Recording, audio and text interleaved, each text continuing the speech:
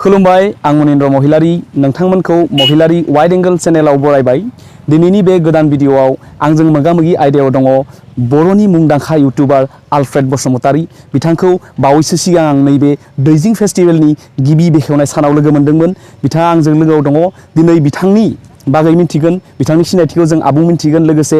YouTube फिल्डआव फैनायाव बिथाङा मा स्ट्रागल बा मा खस्थ' खालामखो बेखौ मिन्थिगोन लोगोसे सासे यूट्यूबार जानांगौबा सासे साक्सेसफुल यूट्यूबार जानांगौबा मा रुल्सखौ फल' खालामनांगौ लोगोसे बिथाङा यूट्यूबनि बागै नोंथांमोननो गोबां फोरमायगोन स' फैदो जों बिथांजों मोगा-मोगि आयदायाव सावरायनोसै स' नोंथांमोननि सिगाङाव नैबे आदा आलफ्रेड बसुमतारीया दङ आंजों लोगोसे दिनै जोङो बिथांनि बागै गोबां मिथिगोन स' गिबियावनो आलफ्रेड सार नोंथांखौ आं महिलारी वाइड एंगल चेनेलाव बरायग्रोना लानाय जाबाय गोजोन्थों आरो थोजासे साबायखर नोंथांनिसिम नोंथाङा बिराद हार्ड वर्क खालामगासिनो दं बर'फोरनि मादाव दा बेबो सासे बिराद इनफरमेटिभ भिडिअ बानायो खिन्थु जोंनि बर' मानसिफ्रा माबायदि भिडिअखौ नायनांगौ बेखौ मिन्थिया माबा जानला जानलि फां-फुं भिडिअखौसो नायलाबायो दा नोंथांमोनहा बिथांखौ सापर्ट खालाम बिथाङा भिडिअखौ आपल'ड खालामो यूट्यूबावबो आरो फेसबुकआवबो यूट्यूब नायोबा यूट्यूबनि चेनेलखौ साबस्क्राइब खालाम आरो फेसबुक नायोबा फेसबुकनि पेजखौ लाइक खालामना हो बिथाङा बिराद जेन्युइन हार्ड वार्किं बयबो नुगासिनो दं बिथांनि हार्ड वार्क खालामनायखौ थ' सारा आंखौ बाख्नायनायनि थाखाय रोजा रोजा साबायखर थाबाय स' गिबियावनो सार नोंथांनि आबुं सिनायथिखौ होग्रोनो खावलायबाय आंनि सिनायथियानो जाबाय आंनि फुरा नामखौ बुङोबा आं डक्टर आलफ्रेड बासुमतारी आं PhD खालामदों फिजिकल एजुकेशन साबजेक्टनिफ्राय दिल्ली इउनिभारसिटिनिफ्राय आं सिगाङाव एसिस्टेन्ट प्रफेसर जबबो मावदोंमोन आं मिरान्डा हाउस बेनिफ्राय Lakshmi Bai National Institute of Physical Education Guwahati बाहायबो मावदोंमोन आं बेनिफ्राय आरो मोननै आलदा इन्स्टिट्यूटआवबो मावदोंमोन ओमफ्राय आं बे खामानि मावनायजों लोगोसे आङो बिदिनो यूट्यूब भिडिअ बानायदोंमोन सिगाङावथ' मिन्थियामोन जेनेबा सिगाङाव मिन्थियामोन ब्लगिंफ्रा मा होनो ब्लगिंआ माखौ होनो आरो मारै भिडिअ एडिट खालामो मारै मायो जेबो मिन्थियामोन बिदिनो ओरैनो जानला मोनला फाननि थाखाय मबाइलजों ओरैनो खेबलाबायनानै यूट्यूबाव आपल'ड खालामदोंमोन बेनिफ्राय खेबसे आपल'ड खालामखांनानै बिराद खुसि मोनदों गोसोखौ बेनिफ्राय आर्ट खालामबावनो लुगैदों बिदिनो आर्ट खालामनानै बानायदों बिदिनो इन्टारेस्ट जालांदों खालामबाय थादों बेनिफ्राय आरो एडिटिंआथ' बिराद इम्परटेन्ट एडिटिंनि सोमोन्दै आं जेबो मिन्थियामोन मा सफ्टवेयर बाहायनांगौ मानांगौ गोदोथ' फुराना उइन्ड'स मुभि मेकार बेहायथ' जेबो जाया जेबो खालामनो हाया खिन्थु आंनो एसे आलदा टेस्ट नांबावगौमोन बेनिफ्राय आं रिसार्च खालामदों यूट्यूबाव टिउटरियेल नायदों गुगोलफ्राव बिदिनो सार्च खालामनानै फरायदों बेनिफ्राय मोनबा एडिटिं सफ्टवेयर आं ट्राइ खालामदों बेनिफ्राय आं मोजां मोनाखै उनाव फाइनालि आं Adobe Premiere Pro बेखौ मोनदों बेखौ बाहायनानै ओमफ्राय मोजां मोनदों बेनिफ्राय जेला मोजां मोनलाङो होनबा आं माने हरसे गाहाम उन्दुआमोन एखमबा एडिट खालामनानै सोलोंनो लुगैना आलदा बिदिनो रोंलांदों आरो बेनिफ्राय आङो केमेराफोरनि सोमोन्दैबो मिन्थियामोन माया स्टेबिलाइजेसन होनो सिगां मबाइलजों खेबो ओरै फुटेजफ्रा मावलाबायोमोन बेनिफ्राय उनावहाय मिन्थिबाय स्टेबिलाइजेसन खालामनोबा ट्राइपड नांगौ होननानै बिदिनो आं सिम्पल दाम खमनि ट्राइपड बायदोंमोन ओमफ्राय स्टेबिलाइजेसनखौ जोङो सफ्टवेयारावबो खालामनो हायो खिन्थु बिराद टाइम लायो आरो बिराद पावारफुल कम्पिउटार बा लेपटप नांगौ जोंनावथ' एथ' बाजेट गैया जों हाया दा बेखायनो ट्राइपड बायनानै ट्राइपडआवनो स्टेबिलाइज खालामदों बेनिफ्राय उनावहाय इभुलेसन जाबोदों लासै केमेरा मबाइलावबो दा स्टेबिलाइज गोनां ओंखारबाय केमेरायावबो ओंखारबाय दा बेबायदिनो बेनिफ्राय आङो अट' फकासआ माखौ होनो सिगाङाव मिन्थियामोन अट' फकासखौबो मिन्थिलांदों आं बेनिफ्राय अट' फकासआ बिराद इम्परटेन्ट मानो होनबा नों केमेराखौ फिदिङोबा एसे मोले नुयो फकास खालामनो हाया दा बिराद इम्परटेन्ट अट' फकासखौ मिन्थिदों आं बेनिफ्राय आरो मिन्थिबावदों ल' लाइट पारफरमेन्स जेनेबा मोनाफ्राव बा इभिनिंफ्राव लाइट खमफ्राव खेबबा बबेबा केमेरा हाया बेखौ ना खोमसि नुयो स' आं बे ल' लाइट पारफरमेन्सखौबो रोंदों लासैनो स्टेप बाय स्टेप नों मावलांबा अट'मेटिकलि रोंलांखायो बेनिफ्राय आरो मोनसे रोंबावबाय आं पर्टेबिलिटि नों ब्लगार खालामनोबा एकदम गिदिर मानसिफ्रा DSLR आदा DSLR लादो आदा DSLR लादो बिदि होनलाबायो मानसिफ्रा कमन कुइसन माने DSLR लाबाल'दि एकदम भिडिअ क्वालिटि फैयो फट' क्वालिटि बे नङा दा नोंहा जाहैबाय ब्लगार जानोबा जोंनो फिसा जिनिस नांगौ सिफियाव सोलाबायनो जोंथ' बे गिदिरखौ लायाना आरो कम्पेक्ट जानांगौ पर्टेबिलिटि जानांगौ जोंथ' आखायाव थिखोनो हाया नों 2 केजि 3 केजिखौ ओरै लानानै जोंथ' धर्मेन्द्र नङाना 2 किल' के हाथ बिदि थिखोनानै माबाय थानो खेबबाय थानो दा बेनो आरो सोरबाफोर जुदि आसपायरिं माने इन्सपायार जादों इउटुबार जानोबा जाहैबाय नोंनि 3 लाख 4 लाख बा DSLR केमेरा नांलायलाया नोंनि मबाइलजोंबो बानाय हायो दा मोजां मोजां मबाइल फैबाय स्टेबिलाइजेसन गोनां बेनो जाहैबाय फार्स्ट थिंआनो जाहैबाय stabilization autofocus low light performance बेनिफ्राय पर्टेबिलिटि आरो फिसा जेरावबो रेजें रोगानो हालाबायनाय दा बे जिनिस आरो आं बे जिनिसखौ आङो हारसिंनो रोंबोदों आं जेबो ट्रेनिं लायाखै बा कर्स लायाखै मायाखै गावनो मावनानै गावनो रोंलांदों नों जे जिनिसखौ इन्टारेस्ट मोनो मावनो अट'मेटिकलि नों रोंलांगोन मानो होनबा आरो सोलोंबावनो माने बिराद गोसो जालांगोन नों माने अट'मेटिकलि रोंलांगोन जेरै आं बे जिनिसखौ खालामदों दिनै आं दा फुल टाइम ब्लगिं जादों आंनि बे प्रफेसनखौ गारनानै मानो होनबा आं बे खामानिखौ मावनो मोजां मोनदों आं बेरायनो मोजां मोनो गुबुन गुबुन मानसिफोरजों गोदान मानसिफोरजों लोगो हमनो मोजां मोनो दा आं बिराद सेटिसफाइड माने खुसि आरो आङो साक्सेसबो मोनगासिनो दङ आरो बेल' नङा माने बिराद खस्थ' जायो नों जेला चेनेल बानायगोरो होमबा मानसिफ्रा नोंखौ नायनो नागिरा नोंखौ बखियो बबेनिफ्राय फैखो भिडिअ बानायलाबायदों नै केमेरामेन जाबायनो माबा बिदि बिराद बखियो बिथांखौबोथ' बिराद बखियो मानसिफ्रा माने ओरैबायदि नेगेटिभ कमेन्ट फैयो सार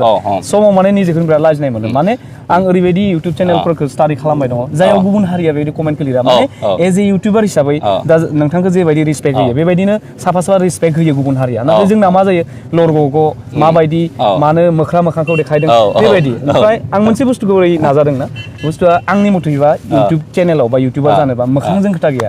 खोथा गैया बेनो जाहैबाय मोननै रोखोमनि कन्टेन्ट जानांगोन मोनसेया जाहैबाय इनफरमेटिभ भिडिअ मोनसेया जाहैबाय एन्टारटेइनमेन्ट बेफोर जिनिसखौ होनो हानांगौ आरो मोननै केटेगरियाव भिडिअ बानायनो हायो मोनसेया जाहैबाय इनफरमेटिभ इनफरमेसन होनो हानाय ना ओमफ्राय मोनसेया जाहैबाय एन्टारटेइन खालामनानै मिनि होनो हानाय खुसि होनो खालामनाय बे सार ओमफ्राय आं मोनसे कमन कुइसन सोंनो नागिरदों जिहेतु जोंहा बर' हारिनि गेजेरावबो गोबां इउटुबार फैबाय दा नोंथांनि बायदिब्ला नोंथांनि साक्सेसखौ जों नुदों आरो नोंथांनि साक्सेस जों इन्सपायार माने गोसोखौ जोबोद एनकारेज मोनो नोंथांखौ नायनानै स' दिनै नोंथाङा सासे साक्सेसफुल इउटुबार हिसाबै बे इउटुब चेनेलखौ लानानै एज ए इउटुबार हिसाबै प्रफेसनेलि थांना थानो हानाय लामा जायोना जाया अबभियासलि जायो दा फार्स्ट थिंआनो जाहैबाय आं फैसा खामायनो होननानै मालाबाबो दाफै आं फैसा खामायनो आं बेखौनो होनदों सिगाङाव आं बे जिनिसखौ इन्टारेस्ट मोनो मावनो बिराद खुसि बिराद इन्जय खालामो होमबा अट'मेटिकलि नोङो साक्सेसखौ मोनलांगोन जुदि नोङो आं डाइरेक्टलि फैसा खामायनोसै मास मोनथाम मोनब्रैयावनो आंना मनिटाइजेसन जाबाय आदा एकदम एथ' डलार हाबबाय नै बेसेबां आदा बेसेबां खामायो बे नङा नों जुदि नों बे जिनिसखौ प्रफेसन लानो लुगैदोंबा नोङो बिराद हार्ड वार्क खालामनांगोन माने गोलाव समहालागै थांना थानाय जेरै बिफाङा गायोबा बबेबाखौ बोसोरसेबो लायो फिथाइ थायनो बबेबा बोसोरनै बोसोरथाम लायो बोसोरब्रै बोसोरबा सोरबा आंखौ मेसेज खालामहरो लिरहरो आदा आंना भिउआनो फैथ्रासै ना भिउआनो फैथ्रासै नोंनि कमिउनिटि टेबाव एसे माबाना होदो आंखौ प्रम'ट खालामना होदो एसे बे नङा माने साक्सेसखौ मोननांगौबा गोलाव नोंहा हार्ड वार्क आंबो बे लेभेलाव बिदिजों फैयाखै आंबो खस्थ' खालामनानै फैदों नोङो बिदिखौ सोंनोनो लाजिनांगौ बे मोनसे हार्ड वार्क बेहाय टाइम लायो बे सानसेनि थाखाय साक्सेस नङा बे सानसेनो फिथाइ मोनजाया होननाया बेनो नों हाया आंनावबो सम बेबायदि फैबाय थायो उन्दै इउटुबार दङ बिथांमोना मा होनो सार नोंथांनि चेनेलखौ आं साबस्क्राइब बानायबाय आंखौ साबस्क्राइब बेक खालाम बा आंखौ प्रमट खालाम स' बे बिथिङाव जेला आं 2017आव माने इउटुब चेनेलखौ बेखेवजेनदोंमोन एज ए महिलारि वाइड एंगल आंबो माने इमान रोङामोन थ' बै बिथिंनिफ्राय जों दिनैहालागै फैदों बेहालागै स' बेवहाय गोबां माने स्ट्रागल खालामनांगौ बेसेबां बेरा बारबोनांगौ दं नों होमबासो बुजिगोन बेसेबां खस्थ' ओंखायनो बे साननै सानथामनि थाखाय नङा सोरबा बेनो मटिभेसन जानानै साननै सानथाम बा मास मोननै मोनथाम खालामबाय गैला आं हाला माने गुबुनखौ फल' खालामो आरोना बिथाङा माने बिराद फैसा खामायबाय इउटुबाव स' आंबो थांनि ओमफ्राय जोंनाव मोनसे गुबुन हारिनिखौ बुंलां बर'नि माने बे इउटुबनि फिल्डआव बिराद कपिराइट जाबाय थायो गुबुननि कन्टेन्ट खावो उइदाउट पारमिसन माने जेला नोंथांनि कन्टेन्टखौ आं लायोब्ला प्रपार पारमिसन लानांगौ बे मोनसे माबाया जायाखै जोंनि गेजेराव स' नोंथाङा मा बुंगोन गोदान इउटुबारफोरनि थाखाय बेथ' जेनेबा जाबाय बे आनएथिकेल मोनसे माने नेम दङ बाहाय आरोना स्टेन्डार्ड वे जों गोसोबा नोंनि चेनेलखौबो बरबाद खालामनो हायो माने बिराद केयारफुल जानांगौ इउटुबा माने बिराद माने स्ट्रं जाबाय दा माने अलरेडि बिराद फुराना जाबाय नालाय नों मा कन्टेन्ट लादों बेखौ अट'मेटिकलि जोंनि बे स्टुडिअ'आव नुफैखायो मा भिडिअखौ बबे चेनेला बेसेबां पार्सेन्टेज लादों 10% ना 20% बा 100% जों बेखौ डाइरेक्ट बेनि माबाखौ डिलिट खालामहोनो हायो जोङो डाइरेक्ट बा जोङो जास्ट वार्निंबो होनानै दोननो हायो बेबायदिनो आरो खावनो नाङा मानो होनबा बिराद खस्थ' खालामनानै फैदों थाखा फैसाबो गारदों बाहाय टाइमबो ना खस्थ' खालामनानै फैदों नै बिथाङा मा जायगानिफ्राय बिथाङा बाक्सानिफ्राय फैदों नुवाखै एथ' खस्थ' नुवाखै नै चिराङाव बाहाय ओरैनोथ' सफैयाना गावनि थाखा फैसा गारनानै माने फुंनि 7निफ्राय स्टार्ट खालामनानै मथा मथि 10आवसो मोनफैदों आरो बोथोरा बिराद गुसु थ' बेफोरखौ आं खस्थ' बायदि मोनाखै आं माने जेनुइन आंनि जा कन्टेन्ट आंनि जा टारगेट अरिजिनेल कन्टेन्ट देखायनो नाजानानै बिथाङा खस्थ' खालामनानै फैदों बाहाय तो सार मोनसे एकदम लास्ट क्वेश्चन बेनो जाहैबाय जों मिथिगौ इउटुबा दिनै सक्सेसफुल जाखिनि इउटुबार दङ 1 लाख साबस्क्राइबार जायोब्ला माने बिथांमोना मोनसे अनार सन्मान होयो जे सिलभार बटन दा जों माने बर'नि गेजेराव गोबां माने कन्ट्रोभार्सि जाबाय दं सोर फार्स्ट मोनखो सोर मोनाखै खायसेया बुङो 7 जन मोनबाय खायसेया 10 जन मोनबाय बे बिथिङाव नोंथाङा दालागै मेसेज फैबाय नामा बे सिलभार बटनखौ आं सिलभार प्ले बटनखौथ' आं मोनदों जेला आंना 1,31,000 जादों होमबानो आङो मोनदों माने सिलभार प्ले बटनखौ बिसोर डाइरेक्टलि होआ 1 लाख जानाय लोगो लोगो बिसोर एसे टाइम नेबावो रिभिउ नायो ना रिभिउ माने मास मोननै मोनथाम मोनब्रैसिम नेयो बिसोर माने बेयो जेनुइनलि जादों ना जास्ट डुप्लिकेट एकाउन्ट खुलिलाबायनानैबो सोरबा साबसक्राइब खालामो नालाय बेफोर जिनिसखौ चेक खालामजोबो टाइम लायो माने 1 लाख कमप्लिट जानाय लोगो लोगो मोना एखमबा सोरबा 1.5 लाखआवबो मोनहैयो सोरबा 1,20,000आवबो मोनहैयो 1,30,000आवबो मोनो आं 1,30,000आव मोनदों आं दासिमबो बेनि थाखाय आनबक्सिं भिडिअ बानायनो हायाखै आं मानो होनबा टाइमखौ मोनाखै मोजां रोखोमनि टाइम माने सारा रिसिभ बानायबाय आरो ना आं मोनबाय आं बिराद गोबाव जाबाय आं बेखौ सारा माने थाबैनो खोन्थैदो माने आङो नाजादों नेक्स्ट माने नैबे बोसोर जोबनाय लोगो लोगो आं सानदों हायोब्ला सारा जेला बेखौ अपेनिं खालामगोन माने आनबक्सिं खालामगोन हायोब्ला जोंखौबो लिंहर माने जोंहा खाफाल जागोन माने नोंथांनि बे ग्रेट एचिभमेन्टखौ नायहोनो थाखाय अके होमबा आङो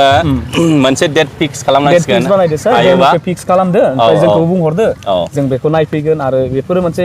माने गिदिर अनार आरो ना अके होमबा आङो बेखौ क'क्राझाराव बानायनांसिगोन बा क'क्राझाराव बा नैबे दैजिं फेस्टिभेलाव बानायनांसिगोन माबा मोनसे डेट फिक्स खालामनानै माने बेथ' दिनैसो बिगिनिं 12 डेज टटेल थ' बेनि गेजेराव नोंथाङा डेटखौ सायख'दो 31आव खमलायनाय जागोननो आं बाहाय फैगोन 31आव होमबा 31आव बाहाय खालामनोसै लाबोनानै अके सार जोङो सावरायबावसिगोन थ' गोजोन्थों सारा बे मोजां मटिभेशनेल होनायनि थाखाय कमेन्ट्स होनायनि थाखाय थ' सारा बुंदों कमेन्ट्स दों जेबो नोंथांखौ जेबो खालामनो हाया नोंथाङा नोंथांनि खामानिखौ थांबाय था साक्सेसफुल जागोन गुबुननि सोंखारिनाय बा गुबुननि माने डाउन होनायाव नोंथाङा नाजानायखौ गारनो नाङा नोंथाङा नाजाबाय था सानसे साक्सेसफुल जागोन सारा मोजाङैनो बुंफोरना होबाय स' सार बे बेलायाव नोंथाङा सासे साक्सेसफुल इउटुबार हिसाबै सासे बर'नि जा इउटुबार हिसाबै माने गोबांजों मिथिबाय बे बिथाङा नोंथाङा मा फिल खालामो माबायदि फिल खालामो जे आं माने एसे दासिम आं गावखौनो दुगा साननानै लाया सोरबाफोर सेल्फि लानो फैयो मानसिफ्रा बिरादनो ओमफ्राय सार होननानै फैयो माने आं एसे लाजिनाय मोनो आरो आं दाबो माने सासे मोनसे लेभेलाव सहैनो हायाखै आं दाबो नाजागासिनो दङ माने आं एसे सिङाव लाजिनाय मोनो आरो होमबाबो उफाय गैया नोंथ' जेनेबा बेखौथ' ना खालामनो हायाना फैयोबा मोजां बिराद मोजां माने आं बिराद मोजां मोनो मानसिफ्रा जेरावखि थाङा माने सिनायो आरो आं नोंनि भिडिअखौ नायो नोंनि साबस्क्राइबार माने गोसोखौ बिराद मोजां मोनो मटिभेसन मोनो आरो जेनेबा आंथ' साफ्रोमखौथ' सिनायनो हाया दा बेनो आरो आंनि रिकुवेस्ट खालामनाय सोरबाफोर जुदि बहाबा लोगो मोनोबा माने नोंथांमोनहा रायलायनो हागोन आं नोंनि भिडिअखौ नायो बा आं नोंनि साबस्क्राइबार आंथ' सिनायजोबनो हायाना रावखौबो माने मोजां मोनो आरो आंबो गोसोखौ बिदिनो नोंथांमोनहा फैनानै रायलायफैयोबा आरो मोनसे खोथा आं बुंनो नागिरबावदों जेन'ब्ला आंखौ बिराद मानसिफ्रा रायो बर'फ्रा जेन'ब्ला नों बर' जानानै बर' रोङा नामा बर'नि माने भिडिअ बानाया जोंहा माने डेभेलप जानांगौ जोंनि जाथिखौ डेभेलप खालामनांगौबा जों बर'ल' जोंथ' जायाना आलदा माने एंगेलाव थानांगोन सोरबा एसामिसनिबो बानायग्रा थानांगोन सोरबा हिन्दीनि बानायग्रा थानांगोन सोरबा बर'नि बानायग्रा थानांगोन सोरबा इंराजिनि बानायग्रा थानांगोन होमबासो जोंनि बे हारिखौ जोंनि जायगाखौ मिन्थिगोन जों बर'नि बानायबा सोर मिन्थिनो जोंनि बे लकेल थाङै थुङै बे दैखरनि एम्बु होननाया बेनो जों मेक्सिमाम बर' मानसिफ्रा जों मा जायो बिराद दुगा जायो जों लकेलावल' ओमफ्राय लकेल बारबाथाय गैला जाम्बा जाबाय दा जों बेबायदि जानो नाङा आरो जोंनि हारि कालसारखौ जों जेसेबां हायो दुनियावबो देखायनो नाजानांगौ होमबासो डेभेलप जागोन जोंनि हारिया जोंनि बे गेजेरावनो थाबा गैला रावबो मिथिला बर'आ बाहा बड'लेण्डआ बाहा बर'आ माबायदि जाथि माबायदि जायो माबायदि लोङो माबायदि गानो दस्राया बोरै बुजिनांगौ ओंखायनो आंनि एडभाइसआ बेनो जों बबे भाषायाव कम्फर्टेबल मोनो बानाय बर'निबो बानायनांगौ एसामिसनिबो बानायनांगौ हिन्दीनिबो बानायनांगौ इंराजिनिबो सोरबा चाइनिसनि बानाय हायोबाथ' बानायबावनांगौ मोजां सोर बेसिबां लेंगुवेजाव स्प्रेड खालामनो हायो खालाम जोंनि हारिया डेभेलप जानांगौ अके सार थेंक इउ नोंथाङा सम होनायनि थाखाय लोगोसे मोनसे नोंथांमोननो गुड निउस होनो सानदों जोङो थाबैनो नैबे ब्लग भिडिअनि गेजेरजों नोंथांमोननो फोरमायदों जों थाबैनो अल बड' इउटुबार एस'सिएसन दानो थांगासिनो दं जायाव स्पेसियेल इनभाइट हिसाबै दिनै सारखौ बुंबाय आं सारा सम होनो हायोब्ला सम थोयोब्ला बिथाङा फैथारगोन स' बेयो बिथांनि थाखाय मोनसे रेसपेक्टफुल आरो जोंनि थाखायबो खाफाल गोनां जाहाथे जों बेबायदि सासे एक्सपिरियेन्स साक्सेसफुल इउटुबारखौ नुनो हायो स' आं बिथांखौ रिकुवेस्ट खालामदों स' बिथाङा सम थोयोब्ला फैगोन होनना बुंदों स' सार आरो 31 डिसेम्बराव आंनि बे सिलभार प्ले बटनखौ आं बे दैजिं फेस्टिभेलावनो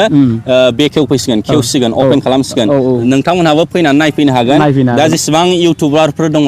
आं बिथांमोनखौ बरायहरनाय जाबाय अके सार थेंक इउ सार सम होनायनि थाखाय लोगोसे बिथांनि इउटुब चेनेल आलफ्रेड बसुमतारी बिथांनि चेनेलनि लिंकखौ आं डेसक्रिपसनाव होगोन आंनि बे भिडिअआव स' नोंथांमोनाथ' गोबाङानो सिनायखाबाय आरो जा बिथांमोना निउ कामार गोदान नोंथांमोना सारनि चेनेलखौ साबस्क्राइब खालामनो हागोन आं डेसक्रिपसननि सिङाव बिथांनि लिंकखौ होनाय जागोन गोजोन्थों खुलुमबाय बाय बाय औ थेंक इउ